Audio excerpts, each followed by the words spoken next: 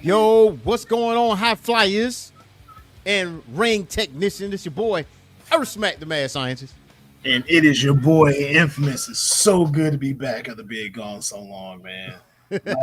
Life be life, and Sigma be Sigma, and so it's just good to be back, man. So Yes, good to sir. be back. Yes, sir. Yes, sir, it is. Yes, sir, it is, man. Yes, sir, it is, man.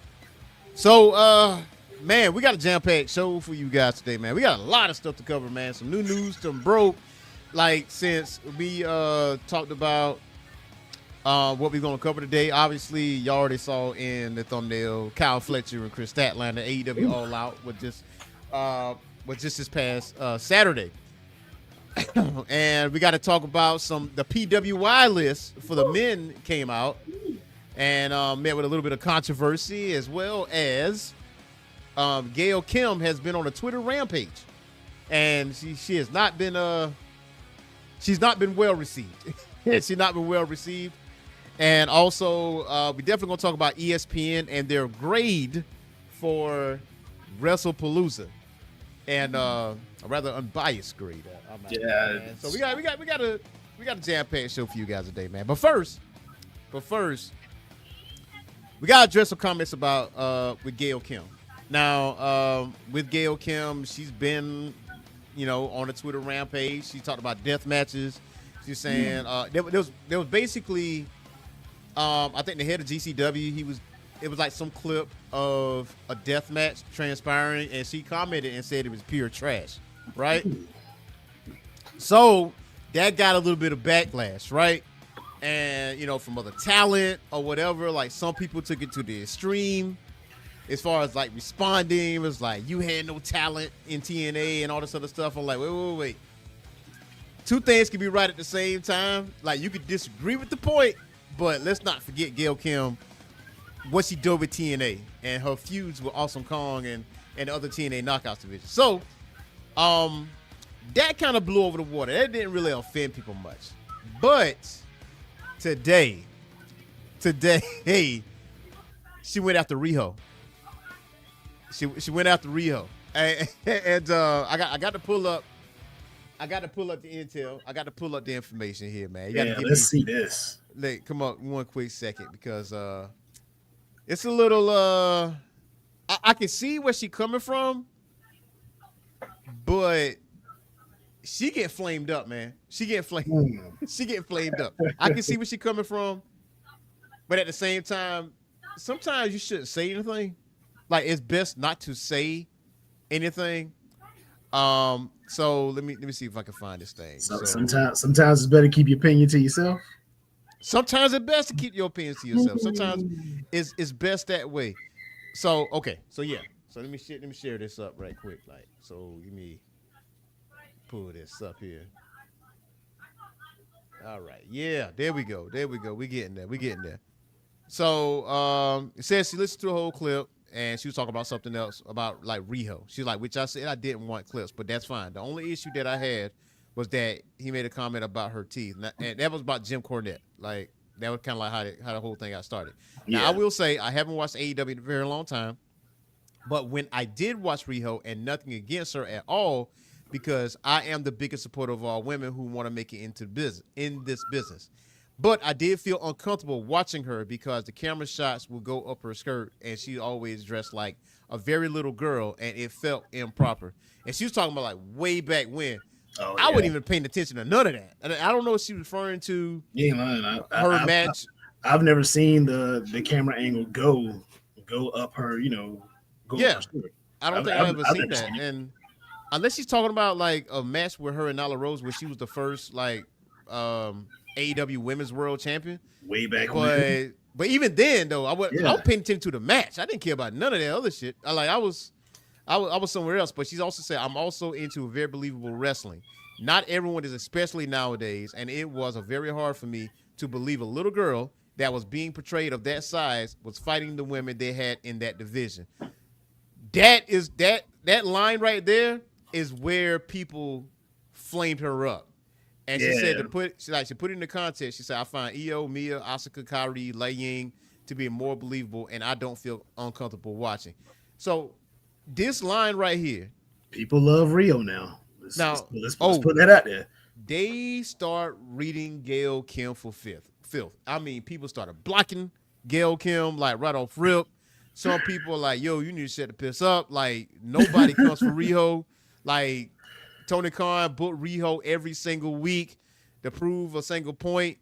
So from that standpoint, she's somebody said, didn't you fight Awesome Kong, who is a triple your size? You should be more supportive and inclusive. Wrestling is for everyone, no matter the shape, size. She's like, yes, but no one ever said it wasn't believable. How does she know that? Exactly. How does she know that? How does she know that? Exactly. I'm like, come on now. And see, this is where I'm gonna call the BS, because even though it may look unbelievable, that's fine.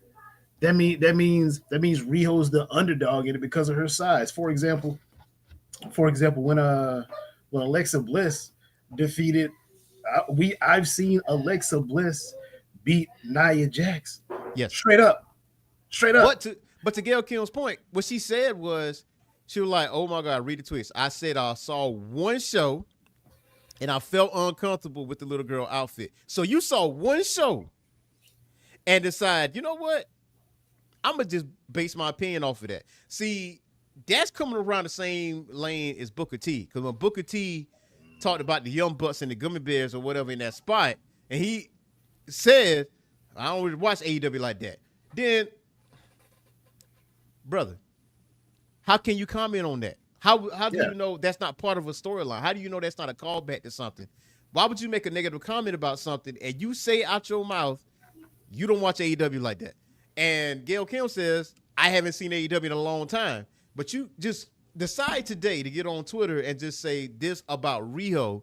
And I'm not saying she getting bullied on Twitter, but she definitely getting flamed up on Twitter, because if you watch it every week, I can see your point. But you said you watched it once, and that was back in the day. And you ain't even got to watch it every week, but it sounds, and I'm not even gonna back her up, but it sounds, the frequency of how much she watches it is not enough for her to be.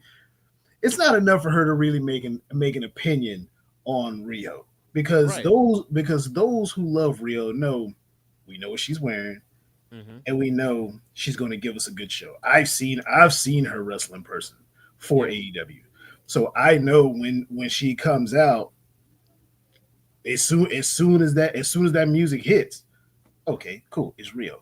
Now I will say that because of her size, when she comes out, I'm sitting here like, oh, what the hell is she gonna do?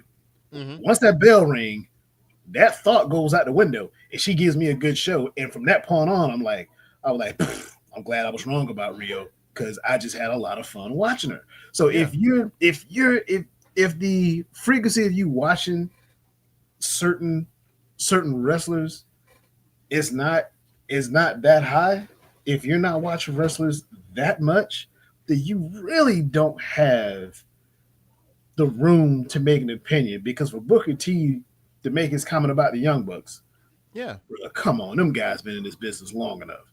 They could go in there and wrestle in bedroom shoes, and I know I'm gonna get a good show, no matter what's going on, or no matter the outcome, no matter what transpires in that match. I mean, you and I both have talked about the match between them and the Lucha Brothers, where the spiky shoe came out.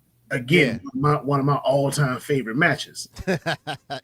One of my all-time favorite matches. So even though we know blood was going to be there, it's still, we watch the promotion enough to say, hey, we know what to expect, but then we don't know what to expect, and that's fine.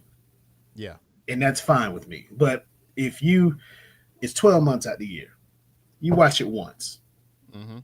That's not enough to make an unbiased opinion to me, bro. Let me tell you, when I say flaming, somebody had Gail Kim versus Austin Kong, Gail Kim versus ...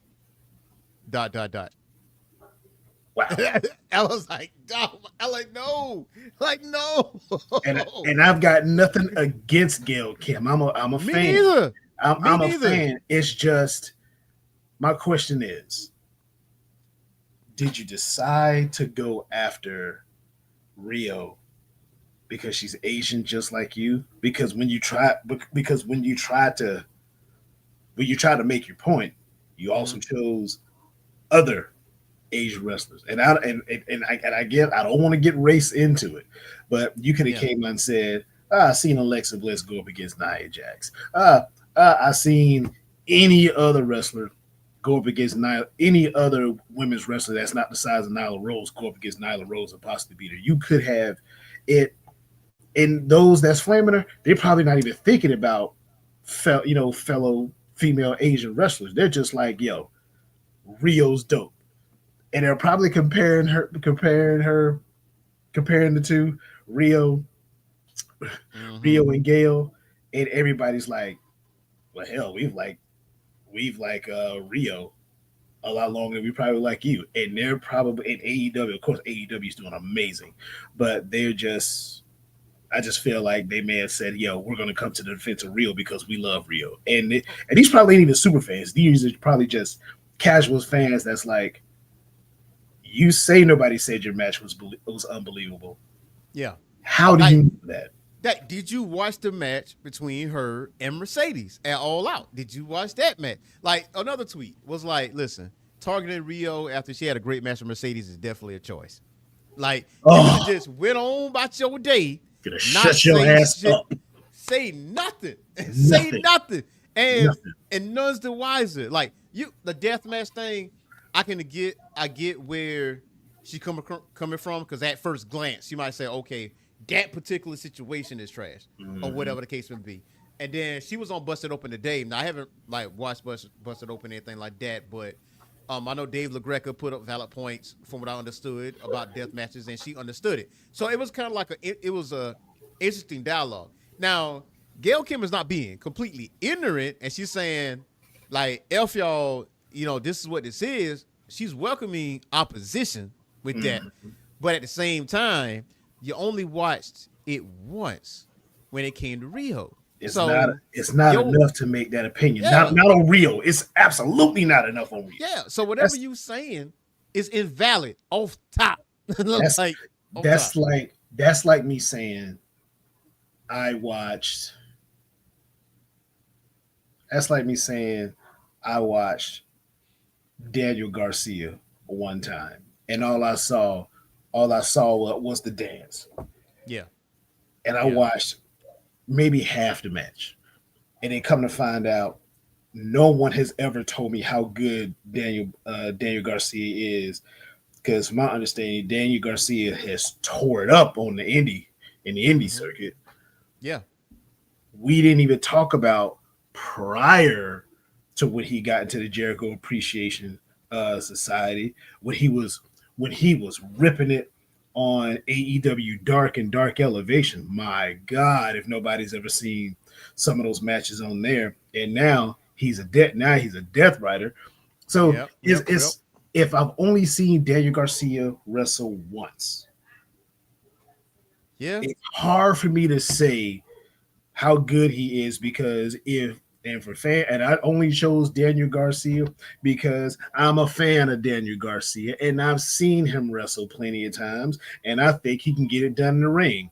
But if I hadn't seen it and I make that assumption with possibly a bad opinion, Mm-hmm. then if somebody comes after me, I then have to defend myself because I don't have enough of a mixtape to judge, and it's kind of like private party. If we say all private party do is dance and flipping all of those stuff, Yeah. then we haven't seen them enough. Because if they were to do something like let's say if you've seen a lot of them, then you can make that assumption and then Yeah. or make that opinion, and then they go to New Japan or whatever, tear it up over there, and have an even better mixtape than what they did in AEW. And the next thing you know, we're like, yo, WWE needs to call it because Yeah. now we know what they can do. But if you've only again for Gail Kim, and this is absolutely no disrespect to Gail Kim, but if you haven't seen somebody like Riho wrestle multiple matches at least 4 or 5 matches on AEW, then I'd have left that alone. Definitely would have left that alone, man. Like sometimes you don't need to say nothing. That's it. Sometimes you don't need to say anything, man. Like, look at. Sometimes you need to STFU. Yeah. So sometimes you need to do that, because when you don't know how to do that, then here comes the Twitter bots. Yeah, absolutely. They coming deep. Pause. Yeah. And of that, we got some more information. Like, we talking about Kyle Fletcher's arrival. Like he had he had a main event with Hangman Adam Page. Lasted more than 30 minutes, and it actually overlapped with Brock Lesnar and John Cena. I'm not surprised. Obviously, like, without getting into minutia of the match or whatever the case may be, the whole premise to me with that particular match was to elevate Kyle Fletcher, because he's in his early 20s. Put that out there. Young gun. Yes, like to elevate Kyle Fletcher, let the world know that Kyle Fletcher is a main event player, and also elevate the TNT Championship. Because now, if you can wrestle Hangman Page for 30 plus minutes, and Hangman said in the post-media scrum, he said, man, if he didn't have one slip up, I probably wouldn't be sitting right here on a press conference right now. He would have been champion. It's going to take the jaws of life to get that TNT Championship away from him. That means somebody significant is going to have to beat him. I'd say worst case scenario, and I'm not wishing this on Kyle Fletcher because I'm a fan of the guy. I mean, I've been saying it for a while now that he can get it done. I think the only other way outside of somebody beating him, which there's no way somebody's gonna be able to beat him straight up, not the way he goes, is if he gets hurt and if he's got to relinquish that title, which I'm praying that doesn't happen. But I can say this: Kyle Fletcher may have lost that match, but the fans, oh my God, we won. Oh, he won that match. we would look at, and I'm speaking of us fans like you and me. He lost so we could win, because there's going over and getting over. And I'm telling you, and he got over. that just what I mean. He already was there, but the fact that you was in the main event with the world champion, and how long you went, you know what I'm saying? Which I thought it was going to go to a draw. I thought it was going to go there. You want to know the very moment I became a fan of Kyle Fletcher? When he had that promo on Dynamite and he went out there and he shaved his head in front of the world on live TV. Yeah. I said, first of all, this dude has some really nice blonde hair. I said, oh, he can come out here and shave his head on national TV without even a tape up, without even a shape up. I said, he working with something. Did his music change? Did his in-ring gear change? Did the gear he wears to the ring that changed? Then Proto Star. Then the way he talked, then the way he started talking, his promos, they changed. And I was like, I said, yo, I don't know who's working with him. I don't know if this is just him, but in a fast amount of time, this dude came into his own on the mic. Yeah. The swag on the way to the ring and during his matches. Mm-hmm. And he came into all of that in a calendar year. I mean, we're not talking 2 years, 3 years, whatever. We're talking within we're talking within a 12-month span. He did all this. And for this guy in his 20s to do that, and you got some guys that we've seen, for example, Shelton Benjamin. Did some of the same stuff. Shelton wasn't good. He wasn't that good on the mic. This kid is. And then he got the likes of Don Callis around him. I mean, that Don Callis family is a group full of certified head busters, but he stands out. Yeah, he's the leader. He stands out because he's the one, and I don't care if he's a white boy, but he's the one that stands out and just says, this is my show. I got this. And boy, does he walk the walk.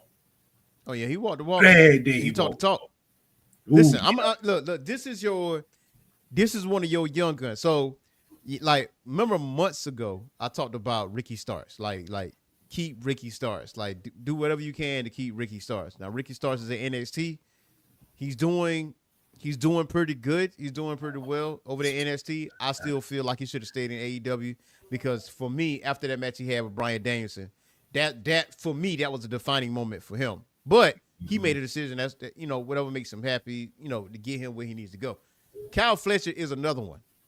He's another one. That is Shawn Michaels and Randy Orton mixed together.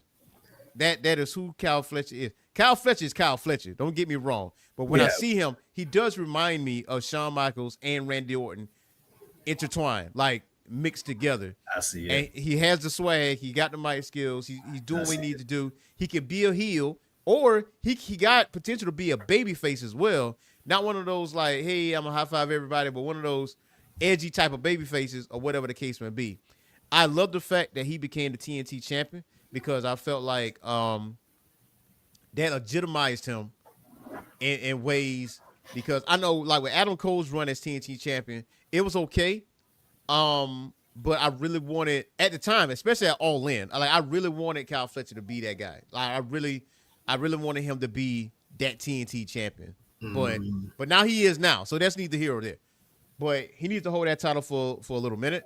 Yeah. Getting to some meaningful feuds with a few people and retain along the way and keep that thing going, and none's the wiser. But a lot of people have been put on notice come Saturday night. If nobody didn't know who Kyle Fletcher was until Saturday night, you know who he is now. Like they're just straight out the gate. Like that is no bones. I'll say this about Kyle Fletcher: it's when you see him in the ring, it's like art almost. Yeah. Like when you see him wrestle and when you're watching a wrestling match, it's supposed to tell a story. Absolutely. And what I get from it is you're watching a young guy tell his story. Like his story always says, "Watch me." Mm-hmm. There's somebody else in the ring with you. You got to watch them too, but don't take your eyes off me. And absolutely. Just the way I can see where you said Shawn Michaels. I can see that Randy Orton. I can see that Randy Orton in him as well. Because if AEW does this right, he could be the greatest be the greatest TNT champion. Yep. Ever. Because he doesn't need to lose that title. Because how can you not put a title on this kid? Yeah, he can hold that thing until Adam Cole gets back. Then he can move on to the national title, the world heavyweight title. Sky's the limit for that man. You know what else? You know what else he could be too? He could if you do it right. Yeah. If you do it right, we've got a heel like MJF. MJF makes any heel looks like a face almost. How diabolical he is. Mm-hmm. But Kyle Fletcher, if they allow him to do it right, be diabolical enough, he could be one of those greatest heels of all time in AEW. Yeah. And just for the simple fact that you allow him to be diabolical like that. You allow him to. He ain't even got to make nobody bleed. He just beat the holy hell out of him. Do like Triple H did. Plan somebody to get hit by a car or something like that. You let him do things like that, because when Shawn went on his own, Shawn was a good heel. He was an a-hole of a heel. And I think Kyle Fletcher has the ability to do that, but at least for right now, if we can go Stephen A. Smith for a second and ask, has Kyle Fletcher arrived? Absolutely.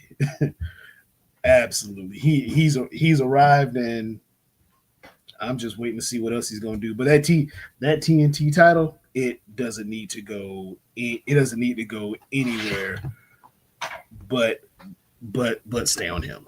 Absolutely. At least for the next 9 to 10 months or something like that. Yeah. And like absolutely. So yeah, Kyle Fletcher definitely was the highlight for me for All Out.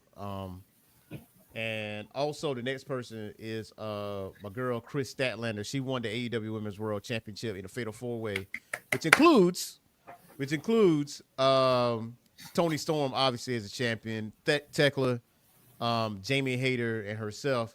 So she became the AEW Women's World Champion. That is amazing because a lot of people have been asking them and clamoring like, yo, who's going to be the next woman to step up? Because you got Tony, you got Mercedes. Who, like, it can't be the two of them forever. Like, who's going to be the one to step up? There's plenty of women out there. For me, I had Willow, Thena, Kris Statlander. Those are my three right out the gate. And I'm thankful that Kris Statlander is the women's world champion. Finally. She rightfully deserves that. She's the first she's the first Grand Slam champion if you think about it. She's a TBS champion once. She beat Jade Cargill. And then now she's the AEW Women's World Champion. She's the first one to ever do that, to do both. So, shout out to her. Now, she did say in the post-media scrum that, she would like to face Toni Storm one-on-one. That way, it will be no stone unturned because, yes, with no other people. Because, granted, she pinned Toni. She pinned Toni Storm. Yeah. But she was also in the Fatal 4-Way. Now, so she's saying to eliminate any kind of doubt whatsoever, I would face Toni Storm one-on-one and, beat her. I really appreciate her saying that, too, because now she's, like you said, she's looking for legitimacy of the title reign.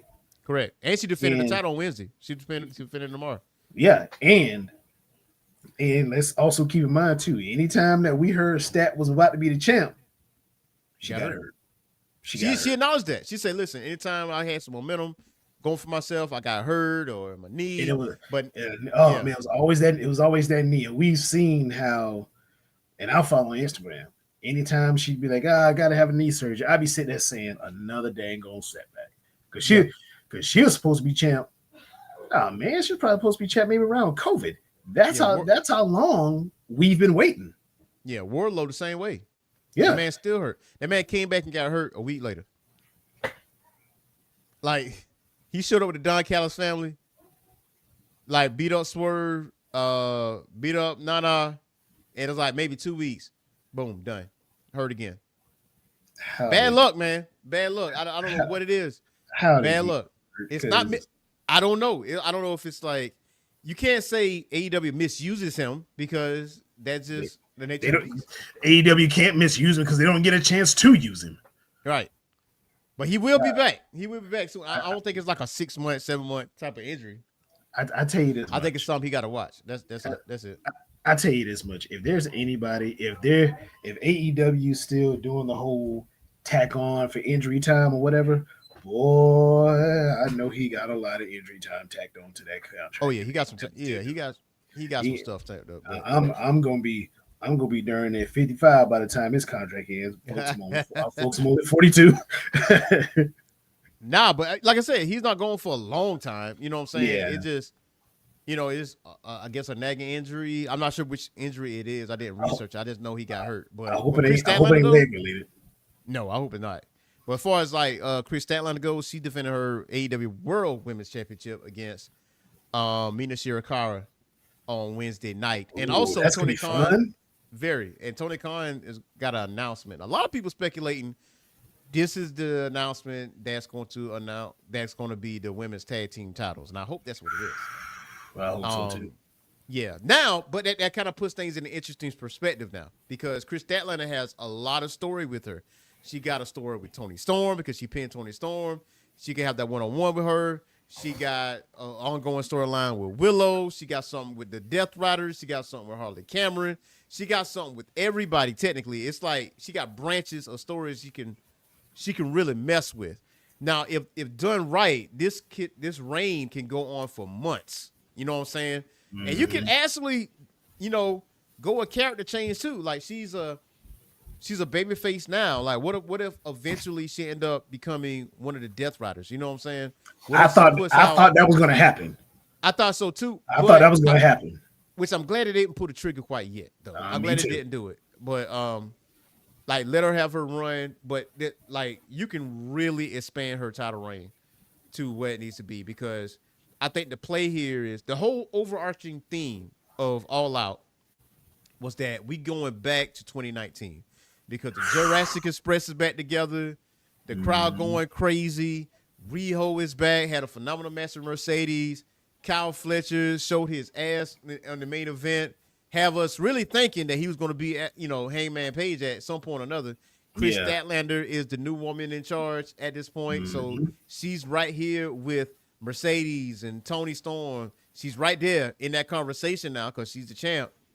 And there's a lot of other women showing up. There's a lot of other women coming back, from visas, injuries, or whatever the case may be. The sky's the limit for her.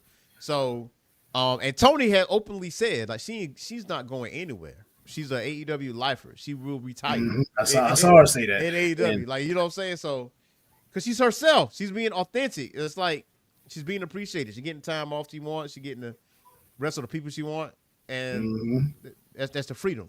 And see what I like with AEW basically taking us back to 2019.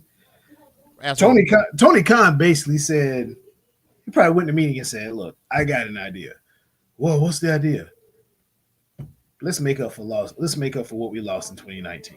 Because I mean, the world came to a halting stop, and they had to figure out how to put on a show. They made their talent the audience, which in my opinion was super dope because I would have loved to live in Jacksonville and just go to those shows every week if I could have. I went to one, but if I could have went to multiple, I would have. Yeah. So for him to do that, one, I appreciate it because that was sort of when I really got deep into AEW. And somebody put a comment on Facebook, and I forgot what group it was, and they said COVID era AEW peak as all get out. And when you go back and look at some of those matches, we had Brody Lee at the time. Brody Lee and Cody Rhodes? Cody and Brody Lee. Basically, let's put it like this. Anybody that Cody faced at COVID era AEW, that match was at minimum 3.9 4 star. I mean, so if he's doing that, appreciate you. Secondly, with Kris Statlander, I'm so happy she's champ. I'm looking forward to see what her reign is going to be. I need to be elite at the very bare minimum, at least 6-7 months, and with her working with so many other women wrestlers recently, that basically puts the bullseye on her, and I like that because she ain't gonna turn it down.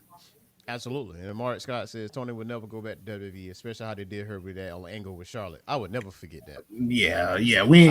Forget that. Yeah, Mark.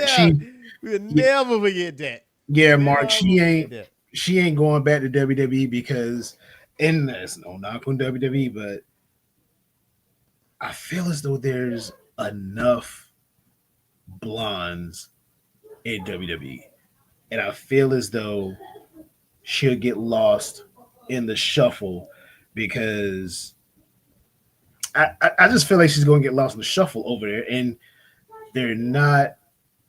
she's not going to be the timeless Toni Storm over there. Yeah. I think she'll still be timeless, but but as far as the time and effort, because they like to stretch things out. Yeah. And sometimes it could be at the detriment of them, or sometimes it could be at the benefit of them. It depends on how things go. I can say this too, and again, I honestly and truly don't want her to go. I can say this too, and again, Mark, I completely agree with you. Toni's mic work is second to nobody. Yeah, Toni's mic work when she's got the mic on, I'm sitting there saying, "What the hell is she gonna say now?" That's funny as hell. Yeah. She would never be able to say that in WWE. She wouldn't be able to say that on SmackDown or Raw. Yeah, she's gonna have to clean it up. Or NXT. And Tony Khan probably sits there and is like, well, I wonder what the hell is she gonna say next. And every time she's got that mic. And when she said something and she started waltzing with what's my girl name? Windsor. She started waltzing and dancing around the ring with Windsor, and boy, I cut the hell up laughing. Yeah, I hollered. It's the small stuff that I like about Toni Storm, and I just hope. I'm not saying she needs to be put back into the title picture right now. No, she but fine yet. but if she's just there, that's plenty for me. Her presence alone, she's the type. She's at the point of her career where she don't actually need a title she don't need a title. Mm-hmm. Exactly. Like, you know what I mean? Exactly. To be who she is. You know what I'm saying? And Mercedes, get there too at that point, once she drop her titles. But also, one of the things we got to talk about is WrestlePalooza, right? So WrestlePalooza was Saturday as well. Now, let's get down to the brass tacks. All right. AEW All Out was already scheduled for September 20th. And that was like months in advance, right? We knew about this months in advance. Mm-hmm. Now, WWE has pushed for a pay-per-view to be on that same day at the same time. Didn't have a name yet. Then you get this news about ESPN partnership and stuff like that. So at that point, we got WrestlePalooza. Let's trademark the name WrestlePalooza. And then fast forward to that, we on September 20th. What AEW did, instead of staying in that same time slot, we're going to move our shit to the afternoon because we've been successful in our afternoon. That's Tony Khan's logic, by the way. If I was him, I wouldn't have moved the shit. I wouldn't have moved it. Because this is my slot. You visiting. So, but from this standpoint, though, WrestlePalooza, Triple H promised surprises. He did that. He said, get ready for a lot of surprises. A good bit of surprises. He did say that. Now, I didn't watch WrestlePalooza, but one match has stood the test of time. One match is the centerpiece of all this, that made that pay-per-view remotely watchable, and that's Stephanie Valkyrie and Io Sky. Yes, it did. I have heard that ad nauseum. I have heard that. I'm not going to spend $30 to watch the whole pay-per-view to watch that match. But I know those two, they're going to kill it. I watched WrestlePalooza, and that match, that match held it down for the entire pay-per-view by itself. First of all, naming the pay-per-view WrestlePalooza at the ECW, the name is dumb. The name of it was dumb, and that Great Balls of Fire. Yeah, it was dumb. Yeah. And this is where I'd say I'm glad Tony moved it up, and here's why. Tony moved it up because he says, you want to go ahead and watch it? If you want to watch WWE, you're gonna watch it after you watch us. By the time you get to them, you might have yourself a little bit of fatigue. Because our entire pay-per-view is going to give you a show by the time you get to WWE. All right, let me go ahead and turn to WWE real quick. Because got to do stuff like go get dinner and all of those stuff. A little bit of fatigue in there. You're going to miss some of the show, and then the opening of WWE. You're going to miss that too because the main event going on.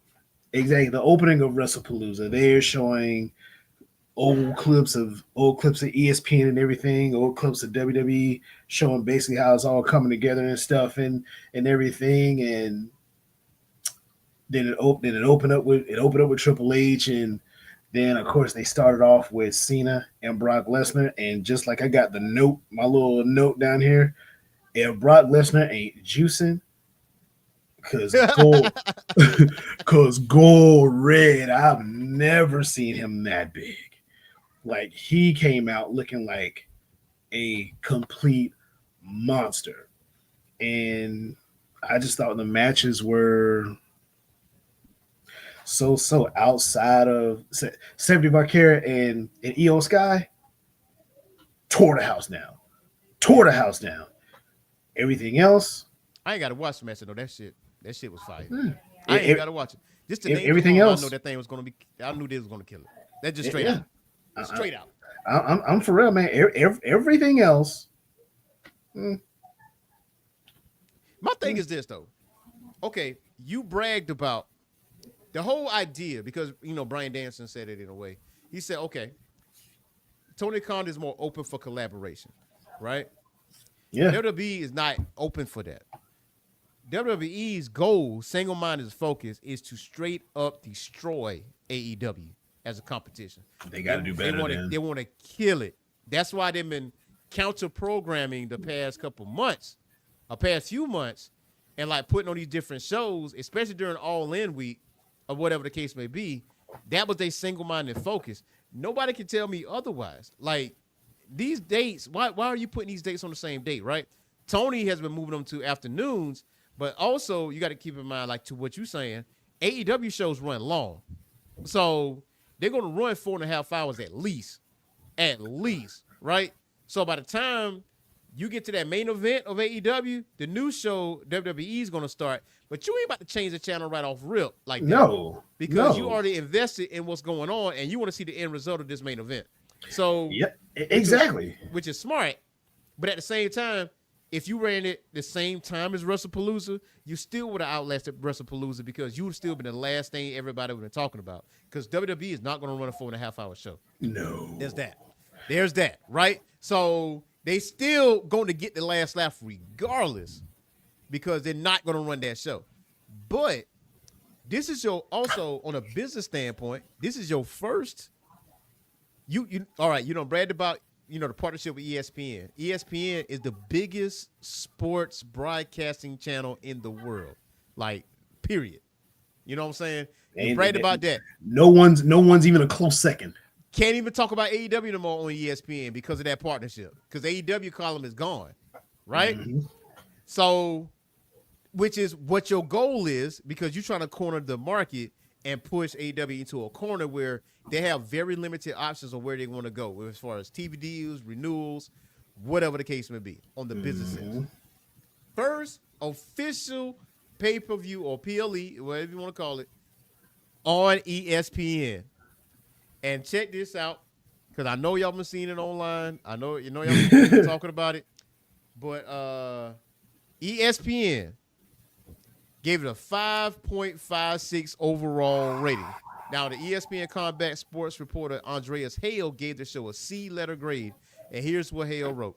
He says, to quote, "The excellent Valkyrie and Sky match saved this show from being truly average. It was a phenomenal display inside the square circle. Everything else was either underwhelming, the short Rose McIntyre match, or a setup for a future match, Lesnar dominating Cena. For a card that promised to have epic moments, it fell a little short of the expectations." It wasn't a little. It didn't fall a little short. It fell way short. It fell way short because, first of all, okay, you got Crown Jewel. Crown Jewel is in Australia, and they're already setting up Cody versus Seth. They already moved on, right? And the winner get to be the Crown Jewel champion or whatever, which don't mean a hill of beans. Mm-hmm. It don't mean anything by any stretch of the imagination. So how many times do Drew McIntyre have to prove himself either on the mic, on the internet, or whatever the case may be before you give that man his title? How? Because it's like he's always the bridesmaid, never the bride. Like, that's a perfect opportunity. Matter of fact, him and Cody, from what I understood, they pitched an idea for Randy Orton to get involved, and Drew McIntyre gets the title, and whatever the case may be, and they were going to keep on rolling with that. That didn't happen. How about this? Not only should Drew get his title, we just brought up COVID-19 a couple minutes ago. Yeah. Who was the champ during COVID? Drew McIntyre. Drew McIntyre was a champion in an empty arena. Yeah. For a while. Drew McIntyre knocked Brock Lesnar's ass out of the Royal Rumble. Yeah. To get a title shot a while back. Mm-hmm. And so again, I'm gonna say it again. Drew McIntyre was the champion of a sick world and in an empty Thunderdome. Mm-hmm. The only way people saw that was from home and virtually. That man definitely deserves his title. And to be honest, again, I honestly think when Tony finds out that WWE is putting their pay-per-views on the same day, I can tell you what he's probably thinking. If he's not thinking this, he should be. Oh, they got their pay-per-view at the same time as ours. I'm gonna go ahead and move mine up. Not only am I gonna move mine up, I'm gonna drag some matches out because they know right there. Like all the time though, but he can't do that every single time. He ain't gonna do it. He can't do it all the the time. time. He ain't gonna do it every time. Yeah. He just got to do it at the right time. Yeah. Oh, I'll tell you what the right time is. He's doing it. Saturday was the right time. Saturday, I can tell you a better time than that. When? WrestleMania 43, when he in Saudi Arabia. Oh, that'd be the perfect time. Because guess what? You run a stadium AEW show the same time in the U.S. And guess what? Not only should he do that, because I can tell you right now, that's probably a WrestleMania for the first time. That's probably a WrestleMania I'm not going to watch. Very unpopular. Because dig this. And this is the only reason I'm not going to watch it. That crowd, they suck at the women's matches. It doesn't matter who it is. Well, yeah. for starters, to the black women, they treat them like absolute shit. But to the other women during their match, this is a bathroom break.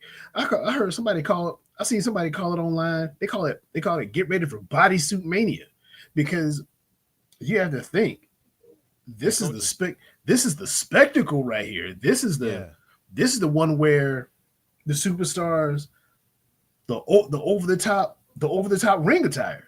Yeah, this is over the top ring attire, and I get it. It's their culture, but and they're retro. They're very retro. So they will retro. They will want people. I wouldn't be surprised if Roman Reigns and Rock would be part of that.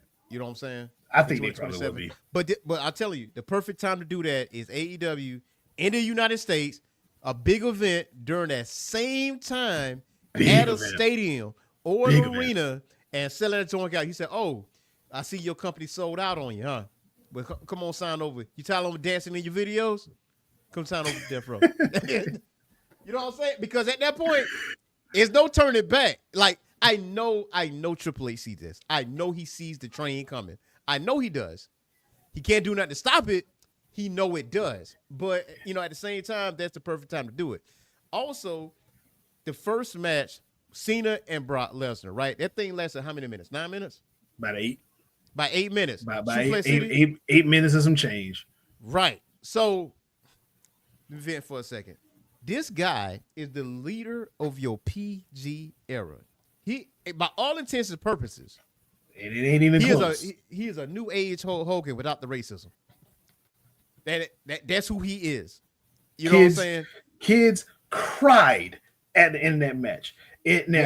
Kids cried. The one time I can say kids like me cried when back in the day with Hulk Hogan was when Earthquake squashed him one good time. But and of course he got him back for that. But today's kids, they were like, you even saw Tyrese Halliburton sitting there like, he's like, what the hell is this? He was shocked. But Mark scares Tony should run the show early WrestleMania 43 day and broadcast it live on basic cable. Hey.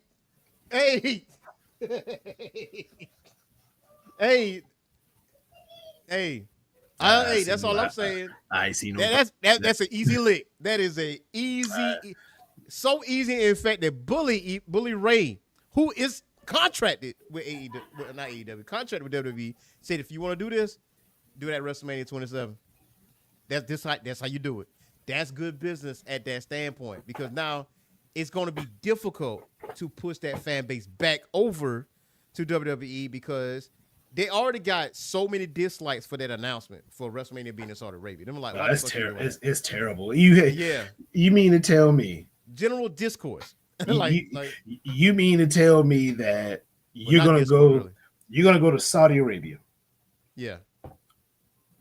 London was busy. Somewhere in Canada was busy. Oh, France was busy. Italy was busy. Australia was busy. Ireland was busy. I mean, that's six. That's 6 countries. What about Wembley, bro? Well, they asked for it, right? Did they ask for it? Didn't London ask for it? Like, can we have WrestleMania over here? See, I see someone said that Wembley wasn't big enough. Well, guess what? Make it big enough. Because again, Wembley wasn't big enough. Let me go through these countries again. First, let's look at next door. Okay. Canada. Okay. I'm always gonna pick Canada first because that means if you're gonna do Canada, the Stars ain't got that far to go. All right. London. Easily. We just said it. Wembley Stadium. Italy just had a pay-per-view not that long ago, and they understood the assignment when Jey Uso came out. Yeah. France understood the assignment when guys like Jey Uso came out. Mm-hmm. Ireland. And dig this one. Dig this one. This is a sleeper right here, and I just said it. Australia. Note, I've brought up COVID like 2 or 3 times on this show. Yeah. I need everyone to remember when 6, how many continents? 7? When 6 other continents were shut down, Australia was the first one to get back to regular life and start throwing concerts over there. So there you go. You can use Australia. I mean, bro, you mean to tell me Saudi Arabia was at the top of your list over those 6 locations? Yeah. Are we kidding? Are we kidding? So we go to the one place. You pick the one country where you know women aren't valued like that because of the culture. Yeah. Come on, dog. I mean, you could have went again. UK. If UK won my first, it'd have been my second. And then you got France. And then you got France and Italy, or just do the easiest option. Hold a shit here in the U.S. Hold it in the U.S. Hold in the U.S. Because you gotta do. Hold it in the U.S. Because you're running it back in Vegas, which neither here nor there were running it back in Vegas. But yeah, what you could do is if you're gonna try to make it such a big spectacle, just keep having the daggone thing at football stadiums. Keep doing that because obviously they're big enough. And if you're gonna do one, let's see, you've probably already used MetLife Stadium. It's in the spring. Mm-hmm. Any stadium you choose in the spring, any stadium you choose in the spring is gonna be good enough. Now I wouldn't choose Gillette Stadium where the Patriots play because Gillette Stadium ain't the best. But if we're gonna be for real, keep using football stadiums. Hell, go on up to Charlotte. If they ever go to Bank of America Stadium in Charlotte, boy, I know I'm in the building. Which, you know what? I feel like that's not too far-fetched because considering the fact that the Carolinas is wrestling states, is like wrestling country technically for the South. It is. You got Crockett Promotions and you got all this other stuff going on. You could actually do that. You could actually hit Bank of America Stadium because that never been hit. So you could definitely do that. You could definitely do Mercedes-Benz. You could definitely do that over there. Knowing Tony, he get free 99 at Jacksonville. Jaguars area. You do that. You know what I'm saying? You can knock that out. But my thing is this though. So back to John Cena, right? This what you gonna write? This how you gonna book John Cena's final farewell tour? You're gonna make him get dominated by Brock Lesnar for no story whatsoever. He just showed up. He just showed up, beat your ass, and left. Twice. Like he did at SummerSlam. Twice. He did it twice. But his thing, this is like, hold on. Okay. The first time he met Lesnar was after The Rock beat him at WrestleMania. He beat Brock Lesnar at Extreme Rules. Okay. And then SummerSlam was Suplex City. That's how that was born. And then this one was Suplex City 2. So if they do meet each other again, I want to say this might be the 4th time they already met. And, you know, my numbers could be wrong. But still yet, anybody and their mama could write a farewell tour better for John Cena than what Triple H doing. Anybody. I got him. Now, they did Damage Control today because they just announced AJ Styles versus John Cena at Crown Jewel. They just announced that. It took 10 million views and the word of God to make that thing go happen. but it's happening. AJ Styles and John Cena at Crown Jewel. Love to see that. But AJ Styles on the list. Randy Orton should have been his final opponent because of the history between them two. Okay, him and Carmelo Hayes, him and Obi Fime, him and Trick Williams. At least three NXT talent. Him and Dominic Mysterio, or whatever the case may be. Maybe him and Penta. You know what I'm saying?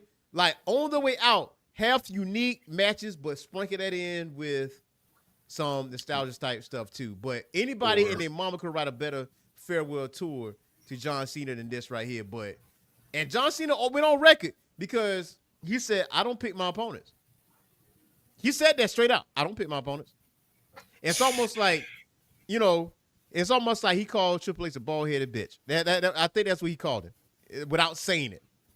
He like, I don't book my matches. I don't do my matches. Thank you, WWE Universe or whatever. I think we're going to get AJ Styles and like, all right, here, you got what y'all wanted, but we're going to book how we going to do it. It's bad. It's bad. Yeah. If you're going to do bad booking like this, you might as well have fulfilled the storyline of him being the Rock's champion. Yeah. I mean, we completely he basically crossed Cody Rhodes,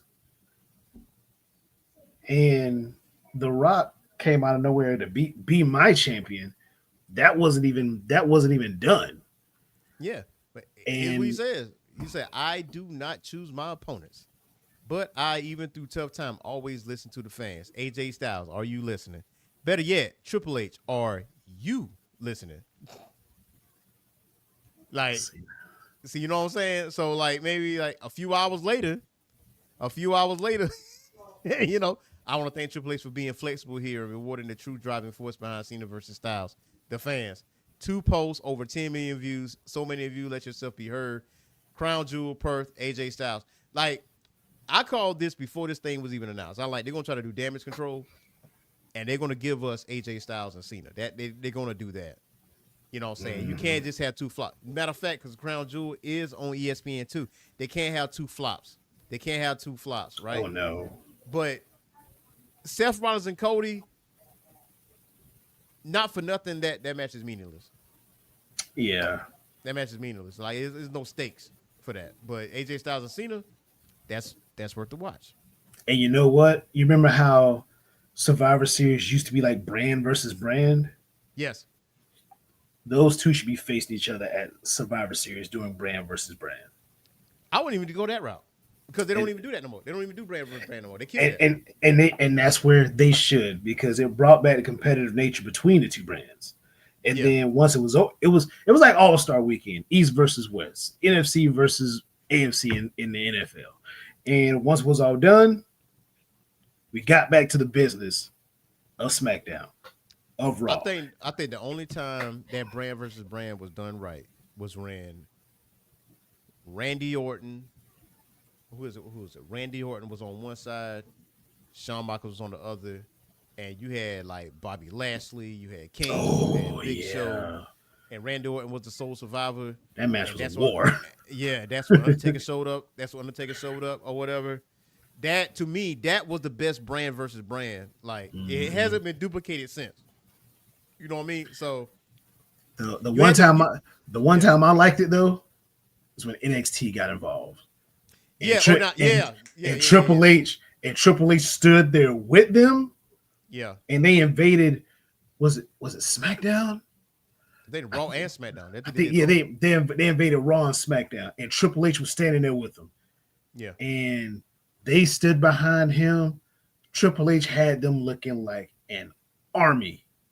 Those two, the same week, he had them looking like an army that week. And I was like, and this was OG NXT. Oh yeah, this is Black. He had an undisputed era led the way attacking. They led that charge. Yeah. And boy, they did a great job. And they won. I think they won the win. They got the most wins that night. Mm-hmm. NXT was on their game that pay-per-view, that Survivor Series. And allow me to correct myself. there's only 2 times that the brand thing was done right. And that what you just said with the NXT being included, and the one with Randy Orton and Shawn Michaels being there. Like those 2 right there, that was done right. Anything in between, it's cool. Shaky. Not as cool as it was like when those 2 events took place, because when, like you said, when Black and Gold pulled up, I'm like, that's what we really wanted to see. Let us be a 3-way joint. Like NXT is a brand on its own. Yeah. But it is what it is. So, but yeah, so like some people's upset, about the grade that WrestlePalooza got from ESPN. Like that's your partner. Right. I wasn't either. I said, so wait a minute. It's like, so you want ESPN to be like completely biased towards WWE and give them generous grades, or do you want them to give you unbiased grades? Because if ESPN is not pulling any punches, that means you got to do something better, because at any moment's notice, that partnership can end. And Ricochet had a field day with that thing, man. Ricochet. I saw that. He was like, I know our show wasn't to see. I know that. He was like, how you call yourself? You're not really a sport, but you're sports entertainment, but you partnered up with the Sports Broadcasting Network. He had a time. He had a time. Did. But I will say that ESPN don't even take WWE seriously. No. I'm gonna tell you why. I'm gonna give you an example. At least 2 or 3 times a week, I get up in the morning and I watch SportsCenter, right? For like maybe a couple hours while I'm doing other things. So whenever they talk about WWE, like a Raw recap, the analysts that's on the show don't even talk about the recap. They kick it over to Michael Cole or whoever doing the announcing, right? But how they sound, though, it's already pre-recorded. Like, they pre-recording, like, the events that took place on Raw, right? And that's only, like, maybe, like, 2 or 3 minutes. Done. Moving on. All right. Tony Romo says, boom, boom, boom, boom, boom, boom. Or the Saints just signed, boom, boom, boom, boom. So it's kind of like, all right, here's WWE. They could care less. Right. And they're like, anyway, they keep on going. The only show that really gives WWE that time of day is First Take with Stephen A. Smith. Oh, yeah. Until he said some egregious shit. And he said his top 5. This man had Goldberg as his number 1. I saw Ric Flair. Over Ric Flair. I saw that. Triple H about lost his mind when he said that. I would too. I don't blame the man. Cam was like, Goldberg? Are you serious? Are you dead ass right now? Like, you know what I'm saying? And Triple H like trying to be respectful as possible. He said, look, I love Bill, cool, whatever. Like, you know what I'm saying? So I can't. A part of me felt like Stephen A. Smith put this out his ass. I feel like he did. Just to say that. But again, they are getting the airtime. First Take will give them the airtime. They got Paul Heyman. He had Cody. I think he had Cody. Roman Reigns on there. Obviously Triple H, because WrestlePalooza that weekend. They being there. Cool. But you know what's ironic and what's funny about this? When SportsCenter goes to commercial, I saw several advertisements for AEW residency in Philadelphia at the 2300 Arena. I saw that every morning in commercials, in between on the ESPN channel, by the way. So I don't know. They just said, listen, you can take AEW off the column on the ESPN website. Don't talk about AEW on your actual shows, but during commercial on the ESPN channel, AEW damn sure getting a commercial. Yeah. They damn sure got that. So it's like, it's like Icarus. You're flying too close to the sun. You know what I'm saying? They are. Put another company out of business. You are. Oh, we ain't talk about these dang prices, man. We ain't talk about WrestleMania, the new WrestleMania prices. Please tell me you seen those prices. No. Oh man, we gonna hold on. Allow me to pull that up right now.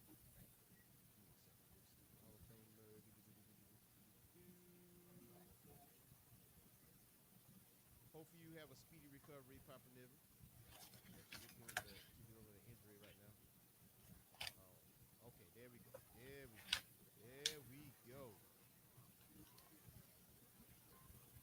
All right. So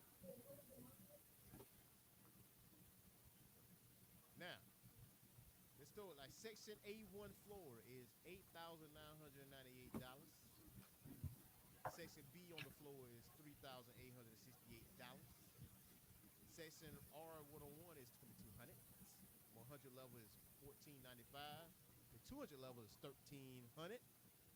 300 section is $1,174, and a 400 section, which is the nosebleeds, $854. But I gotta tell you how much the floor seats is. About 32 grand. 32 grand. I said on Twitter, verbatim, y'all can kiss my black ass. Ain't no way in hell I'm paying them. You can kiss my ass with your tongue out. Yeah, you ain't doing that. Like, you know what I'm saying? Like, you ain't hit me in the head with that. Like, because you know what's funny is that TKO admitted to increasing these prices, right? They said that Vince McMahon didn't see the business because Vince McMahon had family prices set for WWE shows. That's why they were affordable at the time. But since he's no longer in the picture, they jacking up these prices. And they jacking them up, bro. They jacking them up. So now your grassroots WWE fandom that you have are slowly exiting stage left. Exiting stage left. And they got another company out here. Give you affordable prices. Sometimes they give you buy one, get one. Sometimes those $1,100, $1,300 tickets are the floor seats at AEW. You know what I'm saying? So you got that, going on. I think Alvin just jumped out. But yeah, man, when you got like the increase in prices when it comes to WWE and stuff like that, like there's no way you can afford any of this. I mean, yeah, now if you got like the floor seats or whatever the case may be, yeah, you can actually do that. Oh, there you go. You good? Can't hear. Oh, you can't hear. Have some audio issues, y'all. My bad. Oh, okay. Can you hear me now?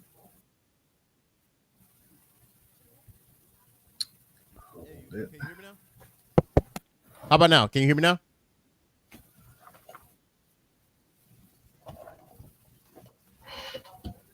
Oh, got some technical difficulties here. Can you hear me now? Hold on. Hold on. That was my mic. It was actually Hold on. Let me back. You got to back out.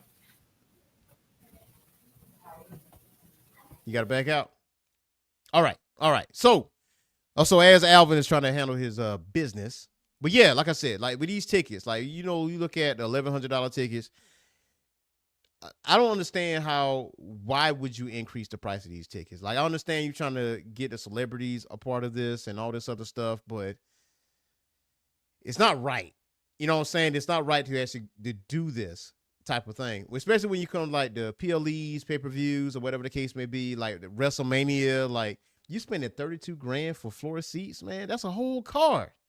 On top of all that, it's a 2-night event, and there's no guarantee you're going to get what you want after spending 32 grand. Like there's absolutely no way. There's no guarantee of that. There's no guarantee that you're going to leave there happy. Like, how are you saving up for like 32 grand? Now, mind you, these are just ticket prices. These are just ticket prices here. So let's look at the logistics of this. All right. So say you get section 1 A1 floor for $89.98.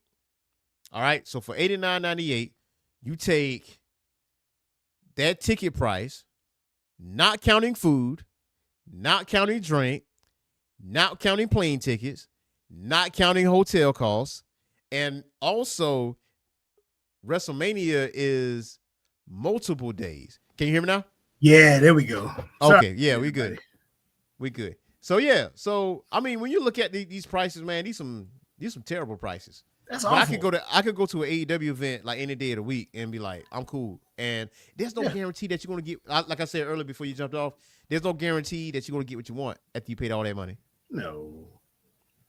Now imagine spending. Okay. Let's just say you get mid-level seats, $2,200. Cool. You spend about Per $5,000. Yeah, I think per person. Yeah, per person, right? So that's about like $5,000 or whatever the case may be. Hotel, car, rental, plane ticket, boom, boom, boom. So they just say on the high end, $11,000. On the high end, $11,000. Your favorite person didn't win. Matter of fact, they got hosed. Imagine spending that amount of money and you don't get what you want. Be hot. Be hot, boy. I'd be hot. Man, listen, if I went and... Oh, and Mark said we both loud and clear now. Yeah. All right, good. Appreciate you, Mark. Let's say, for example, I pay all that money and my first WrestleMania was this year's WrestleMania. Mm-hmm. Dog, I'm hot. Very. Like it's not like it used to be. I'm not only hot, I'm leaping over rail. I'm going up that ramp. I walk back there. I said, hey, Trips, guess who? I said, Trips, guess who just started working for WWE? Because I got to get my money back. Absolutely. Absolutely. I mean, man, hot, listen. dog. If I want, okay, imagine spending that amount of money for you thinking Cody Rhodes is going to win the WWE Championship that first night, that first time around, and he didn't do that.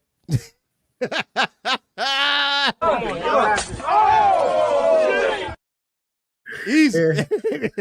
And dig it. That price, was that for both nights or for one night? That's for both nights, for what I understand. It's a 2-day combo ticket. Still, bro. Still, that's a lot, dog. Yeah, 2-day combo ticket. That's a lot. And just to make sure, I still got my same seat, right? Yeah. Still got your same seat. And then we've seen the seating at WrestleMania. Oh, now that's not counting during the week, because during the week they got special events all week long.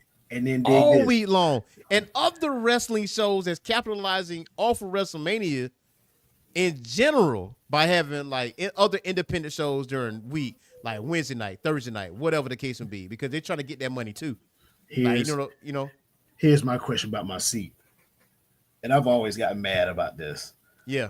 Is there a big ass pillar in my way? Well, yeah, more than likely. Yeah, because the way they position in the middle, because it's in Vegas again. It's in Allegiant Stadium. So boy, you got to get as close as possible. You got to get as close as possible to get where you want to get to. You know what I'm saying?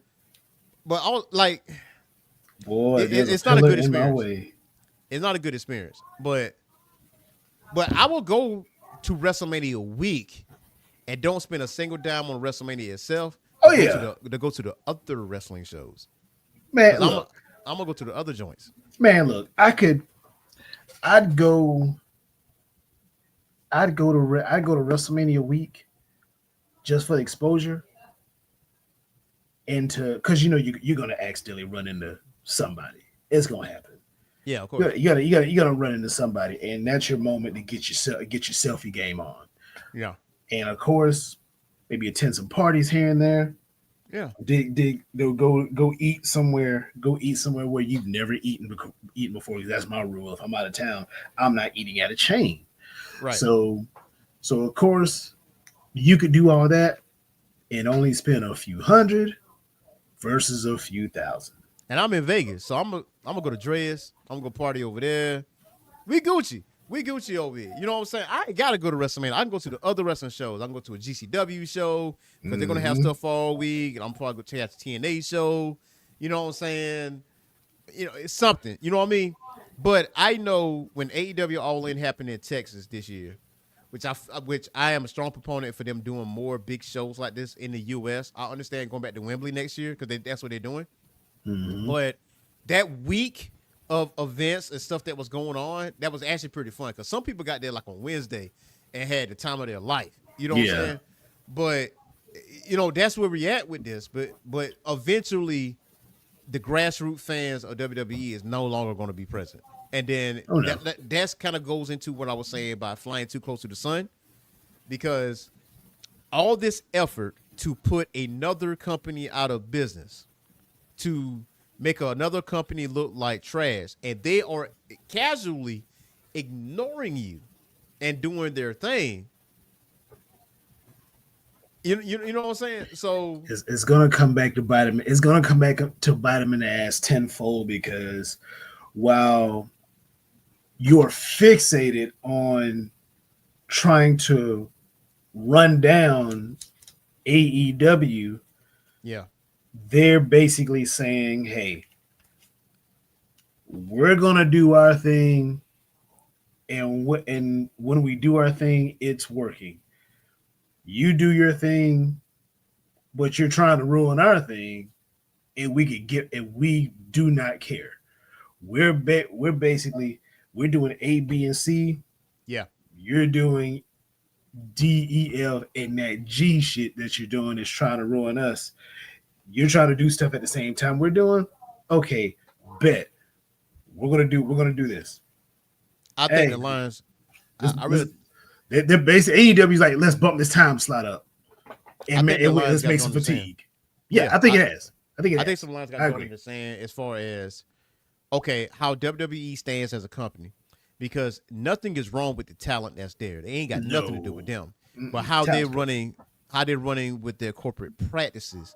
I can fully understand how we're going to push some talent away from that company and join somewhere else. You remember WWE says they listen to the fans. If you listen they do to the somewhat. fans, if it's enough of them, yeah. If you listen to the fans as much as you say you do, then we should be getting our weekly dose of carrying across. Yeah. We should be getting our weekly dose of Dakota Kai. We should be keeping WrestleMania here in the States, because it was obvious. Go to London.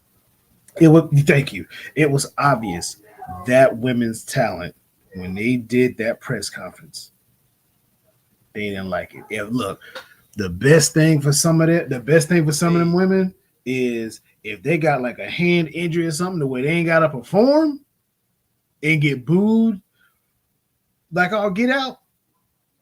I'd be happy with that, because that means I ain't gotta wrestle in this. I ain't gotta wrestle in this joint.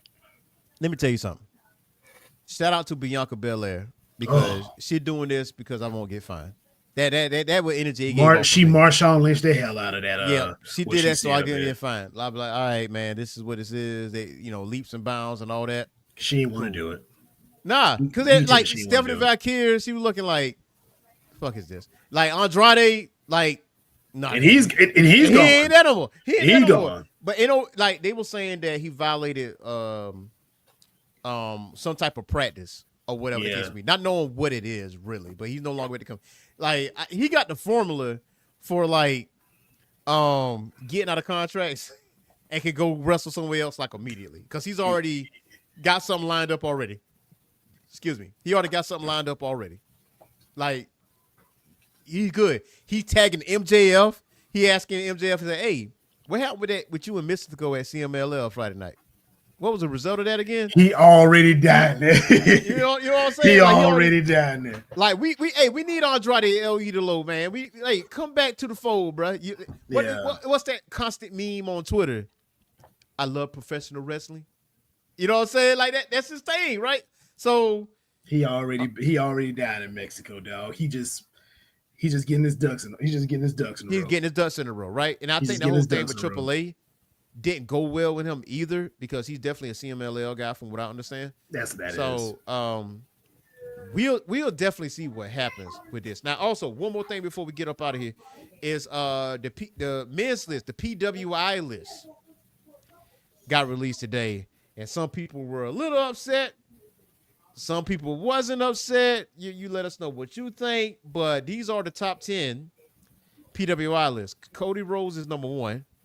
John Moxley is number 2. My Gunther's goodness. number 3. Hangman Adam Page is number 4. Hiroki Goto, respectfully, number 5. Jey Uso, number 6. Swerve is number 7. Seth Rollins is number 8. Mystico, number 9. Will Ospreay is number 10. My goodness. Let me tell you something. Right now. I got a problem. If you got all respect to Jey Uso, yeet. All respect to Jey Uso. But if you got Will Ospreay number 10 and Jey Uso number 6, Swerve 7? That's right. But here is the criteria, though. Here's the criteria. And maybe this, you say another reminder that this list is evaluated solely on kayfabe, weighs in the following criteria: the win-loss record, championships won, quality of competition, major feuds, prominence within wrestlers' promotions, and overall wrestling ability. Now, I got to find Zack Sabre Jr. right here, number 13. This man right here should not be number 13. If anything, he should be in the top 10. This man should honestly be number 5 or 4 at best, because ain't no way you won a G1 tournament, the NJPW Heavyweight Championship in New Japan, which is honestly, in my opinion, it's probably like the most prestigious heavyweight championship you can win. You know what I'm saying? Konosuke Takeshita 17. But again, this is the time period between August 2024, July 31st, 2025. This right here for me is criminal. This man should not be number 13. Yeah, he should not. Seth Rollins number 8. I can see that. Again, if we're going off of that criteria, cool. I understand Cody Rhodes being number 1 though. Easily. John Moxley number 2 is actually kind of hard for me to get off of that, because I don't disagree with that. He had that title in that briefcase for him today now, so I'm actually cool with it. Gunther number 3, I can run with that. Hangman number 4, Hiroki, cool, but yeah, that's criminal to me. But again, this is PWI list. You know what I'm saying? Like, you know, last year, some people may not like how the results was last year. Roman Reigns ain't even in the top 20. But Roman has been taking time off. He been here and there. You know what I'm saying? That's understood. And he been losing matches too. So that's understood. Yeah. They lucky we ain't going off of solely talent, because Ospreay, Okada, Sabre, they're in the top 10 if we're just going to be like straight up talent and can get it done. But I mean, I get this list somewhat though. Yeah, but this is what I feel that is egregious. That Zack Sabre is number 13. This man deserves to be in the top 10, top 5 at best. At best, man. He's like one of the best profound and sound technical wrestlers, if not the most profound and sound technical wrestler in wrestling today. Mm-hmm. Like, Bryan Danielson's no longer in the picture. Zack Sabre Jr. is definitely number 1. And I enjoy all of his matches. Like, he's just a scientist in that ring. That's just what he is. Straight up scientist. But hey man, you let us know what you know. Let us know what you think in the comments below. Hit that like and subscribe button to Turnbuckle Talk. Yes, we'll be back with some more pro wrestling goodness. Do you got anything else for the listeners out there? Man, it feels good to say what I'm about to say, man. Shout out to Vivo. Shout out to Boogie Blends. Shout out to my man E for the platform as always. Everybody, if you can't be famous, be infamous and be good at it. And shout out to our good friend Mark for tuning in, giving us some comments as always, man. Mark, look at Mark. We appreciate you, man. And anybody else, when you watch the show, please do the same. Like and subscribe. Jump in the Twitch, man. I mean, look here. It's Turnbuckle Talk, baby. Turnbuckle Talk. Matter of fact, let me go ahead and add a little spin onto it real quick. It's Turnbuckle Talk, baby. It's Turnbuckle Talk, baby. We're going to see. Look, looking forward to seeing y'all again next week, man. And hey, as always, it's Turnbuckle Talk, baby. Let's go. It's Turnbuckle Talk. We out of here. Till next time. Later. Peace.